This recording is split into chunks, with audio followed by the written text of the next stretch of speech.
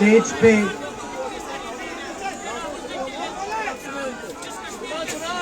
वरिष्ठ नेता, कांग्रेस पार्टी के वरिष्ठ नेता, विपक्षी दल के वरिष्ठ नेता, हमारे प्यारे कार्यकर्ता, भाइयों और बहनों, प्रेस के हमारे मित्रों, आप सबका यहाँ बहुत बहुत स्वागत।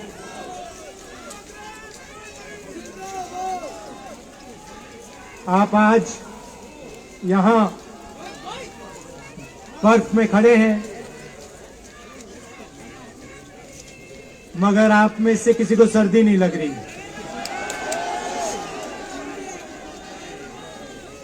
आप बारिश में खड़े हुए, कोई भीगा नहीं। गर्मी में आपको गर्मी नहीं लगी, सर्दी में आपको सर्दी नहीं लग रही है, क्योंकि देश की शक्ति आपके साथ है।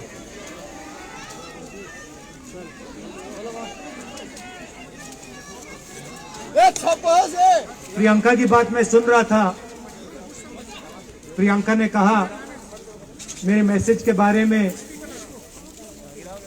प्रियंका ने कहा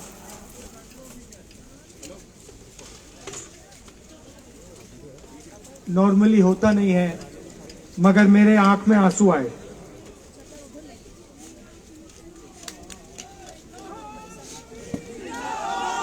क्योंकि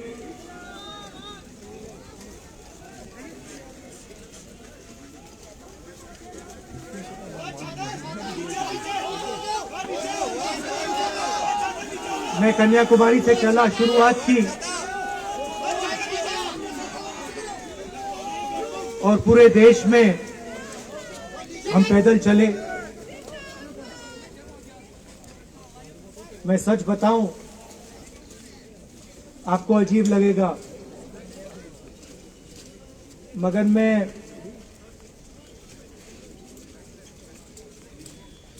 बहुत सालों के लिए हर रोज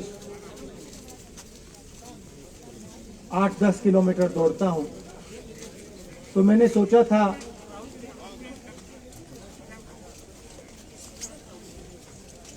देश कन्याकुमारी से कश्मीर चलने में इतनी मुश्किल नहीं होगी। मेरे दिल में था कि आसान होगा, फिजिकली मेरे लिए ये मुश्किल काम, मैंने सोचा था मुश्किल काम नहीं होगा।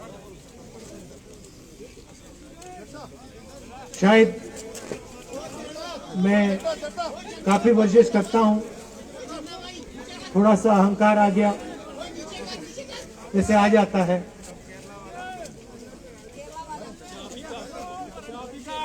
मगर फिर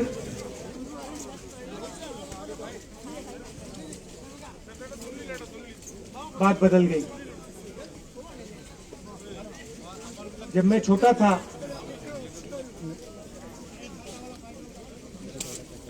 फुटबॉल खेलता था,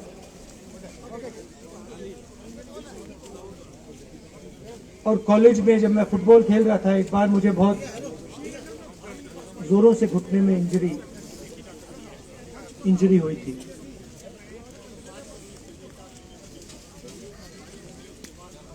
मैं उसको भूल गया था।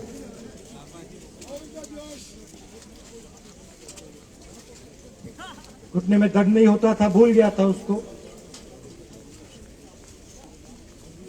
दर्द गायब हो गया था। मगर कन्याकुमारी से 5-7 दिन बाद घुटने में प्रॉब्लम आई, और जबरदस्त प्रॉब्लम आई। पूरा अहंकार उतर गया और मैं सोचने लगा क्या मैं ये जो 3500 किलोमीटर हैं, क्या मैं इनको चल पाऊंगा या नहीं। तो जो मैंने सोचा था आसान काम होगा, वो काफी मुश्किल हो गया, मगर फिर मैंने किसी ना किसी तरीके से ये काम पूरा कर दिया। बहुत कुछ सीखने को मिला, बहुत कुछ सीखने को मिला। मैं आपको बोलूं तो दर्द सहना पड़ा काफी, मगर सह लिया। रास्ते में एक दिन मुझे दर्द हो रहा था, काफी दर्द हो रहा था, और मैं सोच रहा था 6-7 घंटे और चलने हैं। और उस दिन मुझे लग रहा था कि आज मुश्किल है। और एक छोटी सी बच्ची आई, दौड़ती हुई आई मेरे पास, और मुझे कहती है कि मैंने तुम्हारे लिए कुछ लिखा है, मगर तुम अभी मत पढ़ो, इसको बाद में पढ़ना।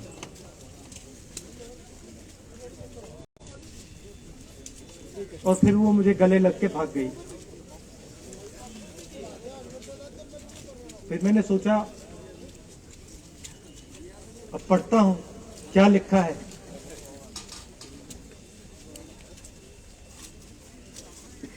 तो उसने लिखा था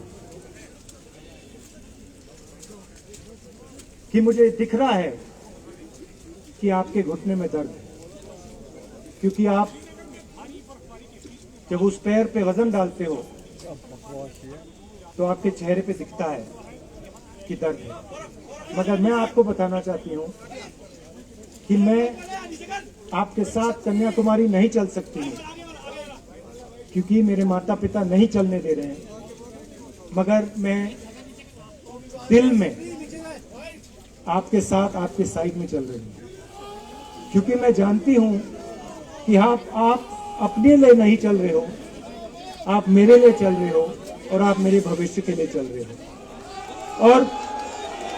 और उसी सेकंड में, पता नहीं अजीब सी बात है, उसी सेकंड मेरा दर्द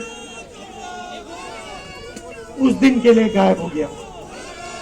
दूसरी बात, मैं चल रहा था और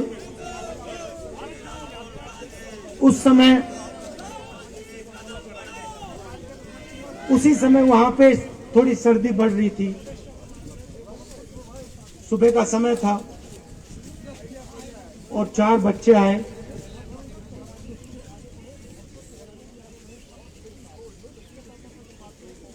पता नहीं कहना चाहिए या नहीं,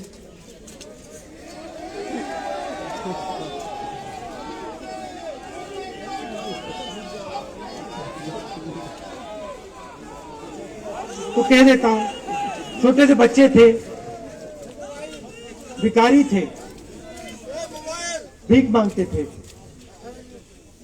और मेरे पास आए। कपड़े नहीं थे, मैंने देखा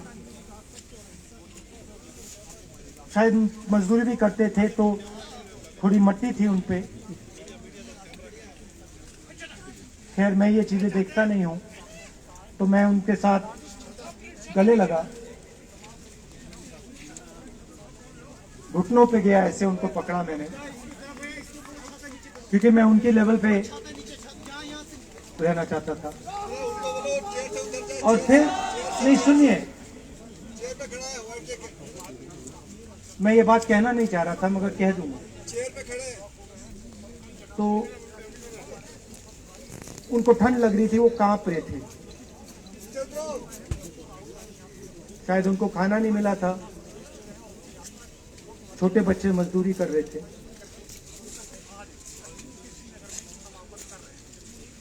तो मैंने सोचा कि अब अगर ये स्वेटर नहीं पहनते हैं, अगर ये जैकेट नहीं पहन रहे हैं, तो मुझे भी नहीं पहनना चाहिए। मगर मैं झिझका क्यों आपको बताना चाहता हूँ, मैं झिझका क्यों आपको बताना चाहता हूँ। जब मैंने खत्म किया, मैं चल रहा था, तो हमारे साथ एक व्यक्ति थे उन्होंने मुझे मेरे कान में बोला, राहुल जी उसको नीचे करो।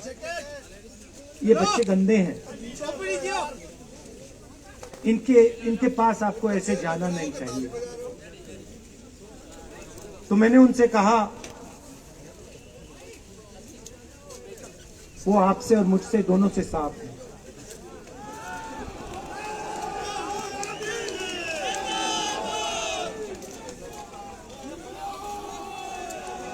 तो देश में कभी कभी ये विचारधारा दिखाई दे जाती है। दूसरी बात आपको बता देता हूं, शायद लोगों को अच्छी ना लगे। जब मैं चल रहा था, आपने देखा होगा कि बहुत सारी महिलाएं रो रही थी। आपने देखा? आपको मालूम है क्यों रो रही थी? नहीं, उसमें से बहुत सारी महिलाएं इमोशनल थी, मुझसे मिलकर रो रही थी।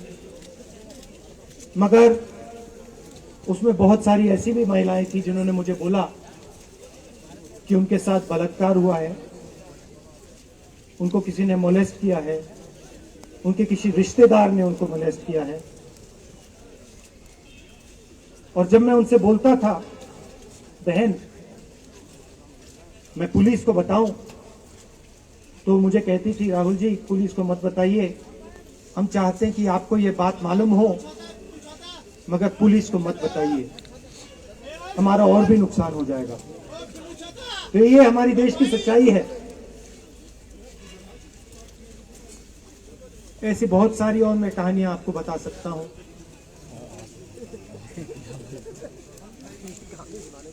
तो फिर मैं कश्मीर की ओर आ रहा था और मैं सोच रहा था कि इसी रास्ते पे मैं नीचे से ऊपर जा रहा हूं। मैं सोच रहा था कि इसी रास्ते से सालों पहले मेरे रिश्तेदार नीचे से ऊपर आए, और ऊपर से नीचे आए, कश्मीर से इलाहाबाद गंगा की ओर गए। और मुझे ऐसा लग रहा था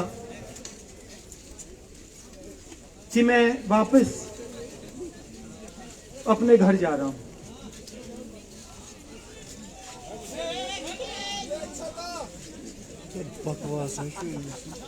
घर मेरे लिए, जब से मैं छोटा था मैं सरकारी घरों में रहा हूं, मेरा अपना घर नहीं है। तो मेरे लिए घर, जिसको जो स्ट्रक्चर होता है, उसको मैंने कभी घर नहीं माना। वो मेरे लिए, मैं कहीं भी रह लूं, वो एक इमारत होती है, वो घर नहीं होता है। घर मेरे लिए एक सोच है, एक जीने का तरीका है, एक सोचने का तरीका है।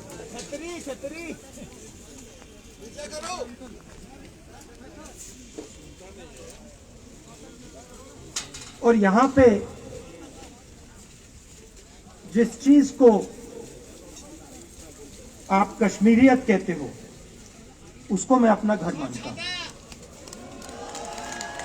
अब ये कश्मीरियत है क्या?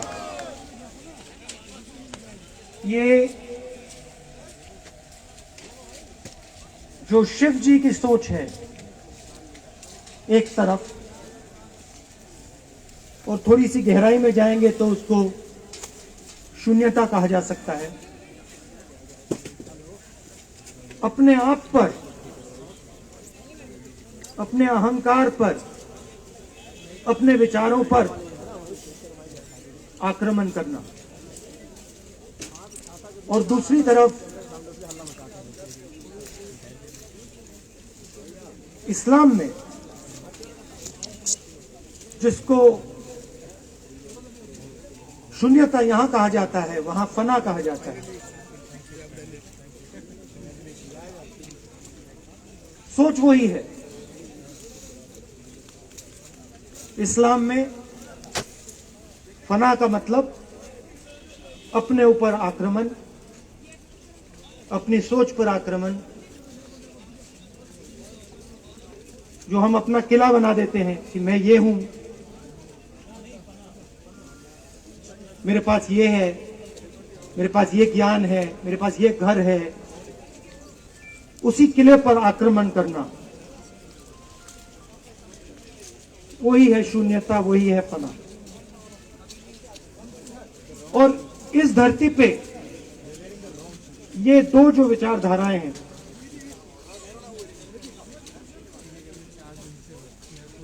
इनका एक बहुत गहरा रिश्ता है और ये सालों से रिश्ता है, जिसको हम कश्मीरियत कहते हैं। यही सोच बाकी स्टेट्स में भी है। गांधी जी वैष्णव जनतों की बात करते थे, जिसको हम यहां शून्यता, फना कहते हैं। ओ भैया जी, उसको गुजरात में वैष्णव जनतों कहा जाता है। असम में शंकर देव जी ने भी यही बात कही। कर्नाटक से हमारे यहाँ जो लोग आए हैं, वहां बसवा जी ने ये बात कही। केरल में नारायण गुरु ने ये बात की। महाराष्ट्र ने ज्योतिबा फुले जी ने ये बात की। और यहाँ इसको हम कश्मीरियत कहते हैं। लोगों को जोड़ना और दूसरों पर आक्रमण नहीं करना, अपने आप पर आक्रमण करना, अपनी कमी देखना। कैमरा और क्लोज दिखाओ सामने, इससे क्लोज नहीं जा सकता, इससे क्लोज नहीं जा सकता कैमरा। मैंने आपको कहा कि मेरा परिवार कश्मीर से गंगा की ओर गया था।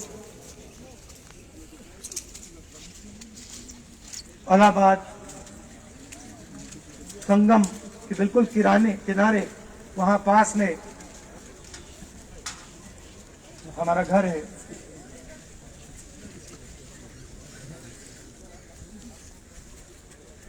तो जब यहां से वो वहां गए, उन्होंने कश्मीरियत की जो सोच थी उसको गंगा में डाला, गंगा में ले गए उस सोच को और उत्तर प्रदेश में उस सोच को फैलाया, जिसको उत्तर प्रदेश में गंगा जमुना तहजीब कहा जाता है।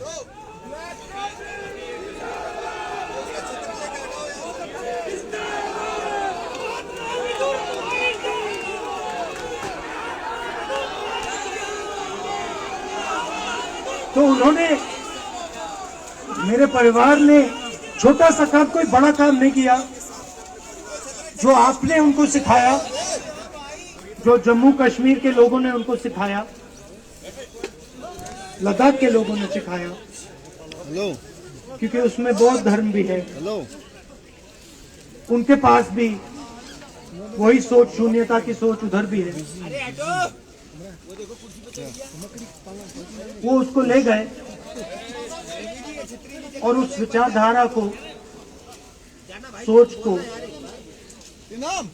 गंगा में उन्होंने रखा। तो मैं ये सोच रहा था जब यहाँ आ रहा था, पैदल चल रहा था, और मुझे सिक्योरिटी वालों ने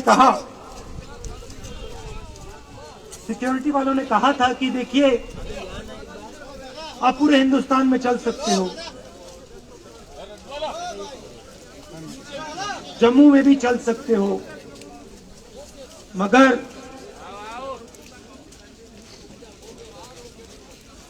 आखिरी जो 4 दिन है कश्मीर में, आपको गाड़ी से जाना चाहिए।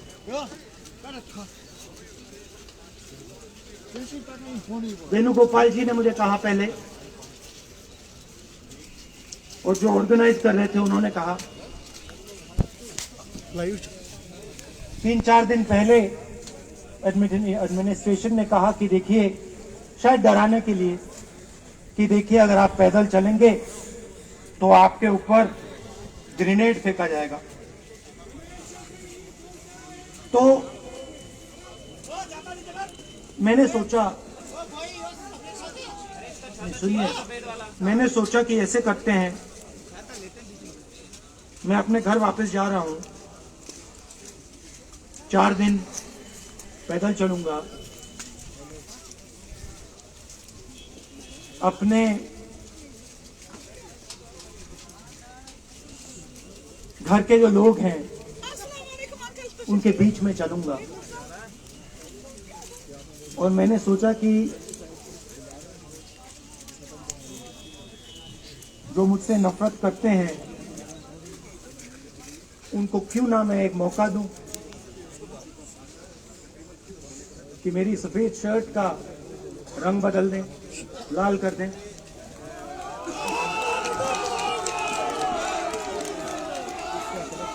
क्योंकि मेरे परिवार ने मुझे सिखाया है, गांधी जी ने मुझे सिखाया है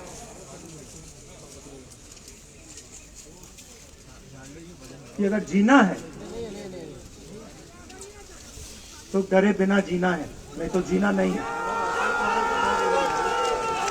तो मैंने मौका दिया, मैंने कहा मैं 4 दिन चलूंगा, बदल दो टी शर्ट का रंग, लाल कर दो, देखी जाएगी। मगर जो मैंने सोचा था वही हुआ।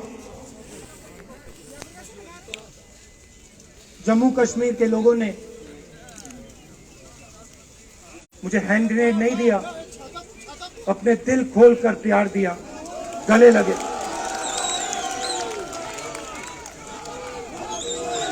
और मुझे बहुत खुशी हुई कि उन सब ने मुझे अपना माना और प्यार से, बच्चों ने, बुजुर्गों ने आंसुओं से मेरा यहां स्वागत किया। मैं अब जम्मू कश्मीर के लोगों से और जो यहां हमारे सेना के लोग काम करते हैं, सीआरपीएफ के लोग काम करते हैं, उनको मैं कुछ कहना चाहता हूं। सबको, जम्मू कश्मीर के युवाओं को, बच्चों को, माताओं को, सबको, सीआरपीएफ के, बीएसएफ के, आर्मी के जवानों को, उनके परिवारों को, उनके बच्चों को मैं कहना चाहता हूं, देखिए, मैं हिंसा को समझता हूं, मैंने हिंसा सही है, देखी है।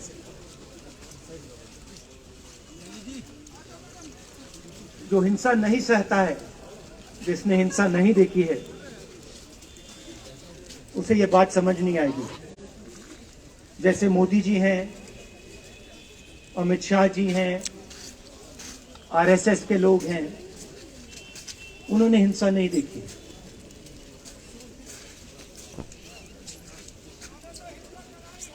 डरते हैं, नहीं डरते हैं, देखिए डरते हैं। यहां पे हम 4 दिन पैदल चले, मैं आपको गारंटी देके कह सकता हूं कि बीजेपी का कोई नेता ऐसे नहीं चल सकता।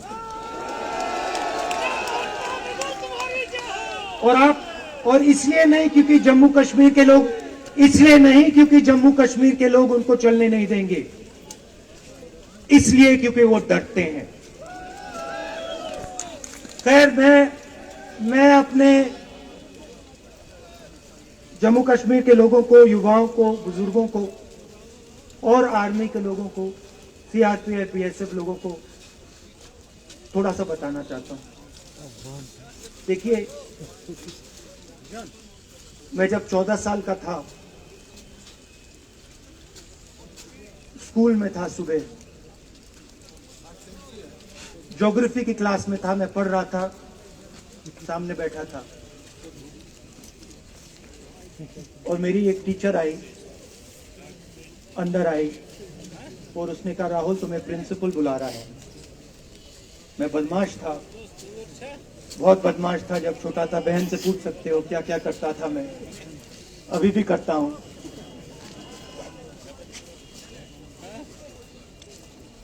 मैंने सोचा प्रिंसिपल बुला रहा है, मैंने कुछ गलती की होगी, अब मार पिटेगी। वहां पे केनिंग होती थी, मैंने सोचा था अब केनिंग होगी मेरी। मगर जब मैं चल रहा था, जिस टीचर ने मुझे बुलाया उसको देखकर मुझे कुछ अजीब सा लगा। और जब मैं प्रिंसिपल के ऑफिस पहुंचा तो प्रिंसिपल ने कहा, राहुल तुम्हारे घर से फोन कॉल है।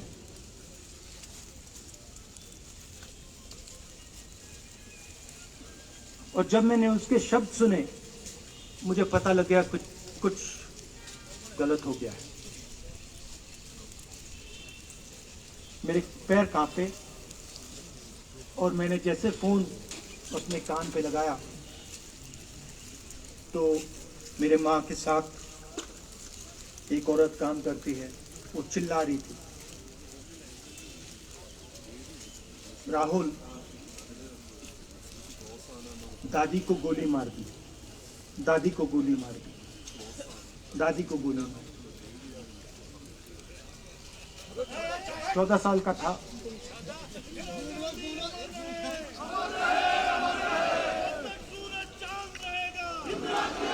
देखिए, ये जो मैं कह रहा हूं, ये जो मैं अभी कह रहा हूं, ये बात प्रधानमंत्री को नहीं समझ आएगी, ये बात अमित शाह जी को नहीं समझ आएगी, ये बात डोभाल जी को भी नहीं समझ आएगी, मगर ये बात कश्मीर के लोगों को समझ आएगी, ये बात सीआरपीएफ के लोगों को समझ आएगी, ये बात आर्मी के लोगों को समझ आएगी, उनके परिवारों को समझ आएगी। तो उन्होंने मुझे कहा, नाम ओंगमू है उसका, उसने कहा दादी को गोली लग गई, दादी को गोली लग गई। और फिर मुझे गाड़ी में वापस ले गए, प्रियंका को मैंने स्कूल से उठाया, मैं वापस गए।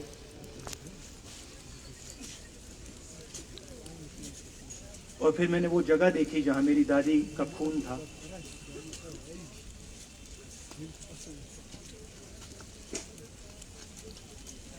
पापा आए, माँ आई। माँ बिल्कुल हिल गई थी, बोल नहीं पा रही थी।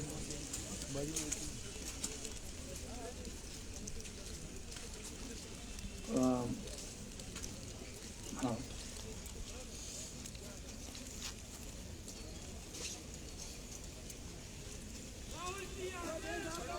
फिर क्या हुआ? तो जो हम लोग हैं जिन्होंने हिंसा देखी है,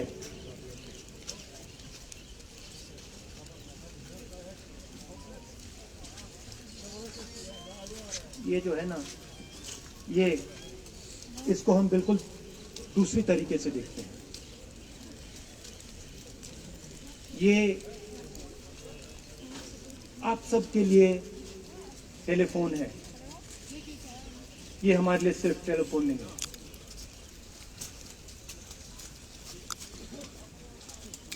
उसके बाद 6-7 साल बाद मैं अमेरिका में था और फिर से टेलीफोन आया। 21 में टेलीफोन आया। जैसे बहुत सारे, जैसे जो पुलवामा में हमारे सैनिक मरे थे, उनके घर टेलीफोन आया होगा। हजारों कश्मीरी लोगों के घर टेलीफोन आया होगा। सेना के परिवारों को टेलीफोन आया होगा। वैसा ही टेलीफोन आया। पिता के एक दोस्त थे, उन्होंने मुझे फोन किया और कहा, राहुल बुरी खबर है। मैंने उनसे कहा, मैं जानता हूँ, पापा मर गए। कहते हैं हाँ। मैंने कहा धन्यवाद, फोन रख दिया। तो मेरा कहना है जो हिंसा करवाता है, जैसे मोदी जी हैं, अमित शाह जी हैं, अजीत डोवल जी हैं, आरएसएस के लोग हैं, वो इस बात को समझ नहीं सकते हैं, वो दर्द को समझ नहीं सकते हैं। हम समझ सकते हैं। पुलवामा के जो सैनिक थे, उनके बच्चों के दिल में क्या हुआ मैं जानता हूं। मेरे दिल में वही हुआ है जो यहाँ पे कश्मीर में लोग मरते हैं, उनके दिल में क्या होता है। जो फोन कॉल आता है क्या लगता है वो मैं समझता हूं, मेरी बहन समझती है। तो कल किसी जर्नलिस्ट ने मुझसे पूछा यात्रा का क्या लक्ष्य है।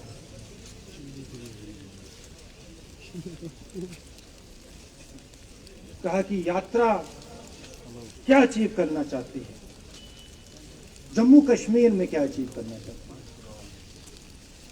मेरे उस समय दिमाग में आया, मगर मैंने कहा नहीं बोलता हूं, कल भाषण में बोलूंगा।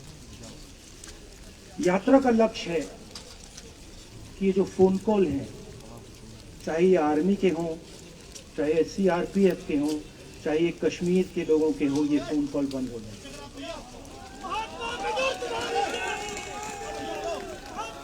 ये फोन कॉल किसी बच्चे को, किसी माँ को, किसी बेटे को ना लेना पड़े। मेरा लक्ष्य ये जो फोन कॉल हैं इनको बंद करने का है। अब देखिए, बीजेपी आरएसएस के लोग आक्रमण किस चीज पे कर रहे हैं। मुझे गाली देते हैं, मैं उनका धन्यवाद करता हूं, क्योंकि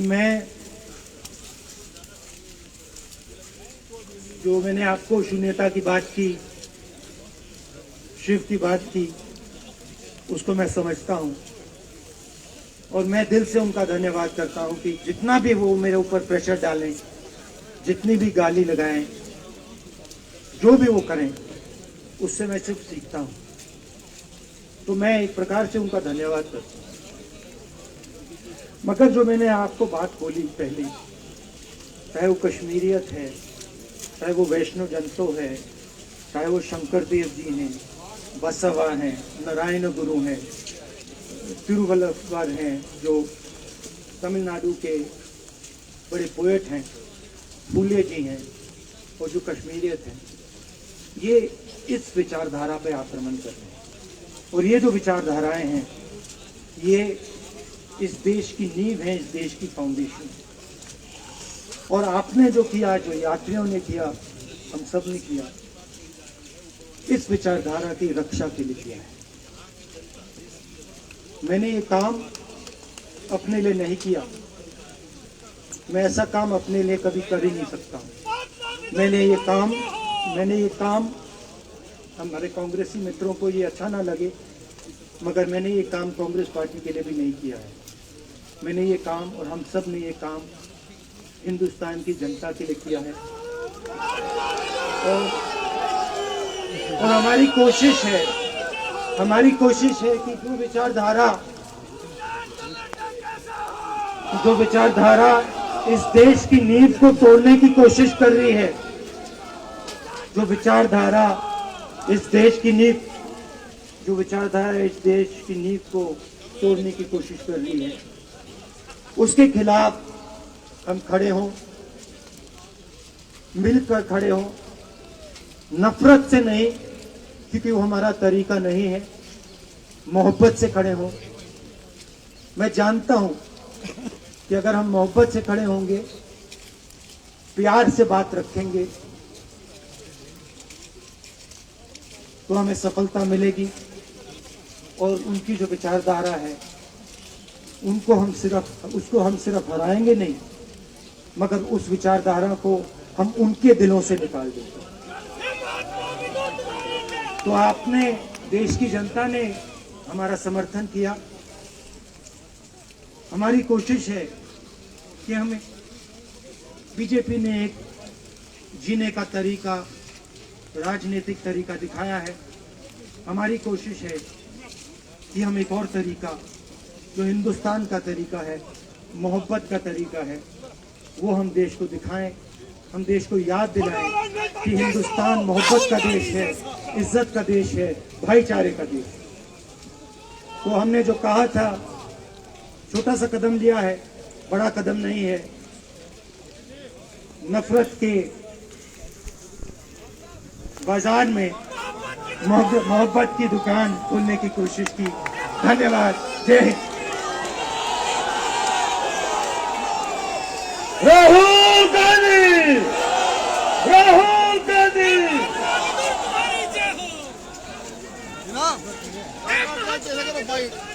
हम राहुल गांधी जी को, उनके सारे नेशनल के जो पदयात्री थे और यहाँ पर आज के मौके पर जो हमारे मेहमान दूसरी पार्टियों से आए थे, उनके लीडरान आए थे, CWC के मेंबरान थे, member parliament, chief ministers, PCC presidents और जो भी यहाँ आज मौजूद थे, उन सबको शुक्रिया करते हैं और अभी फंक्शन को समापन करते हैं।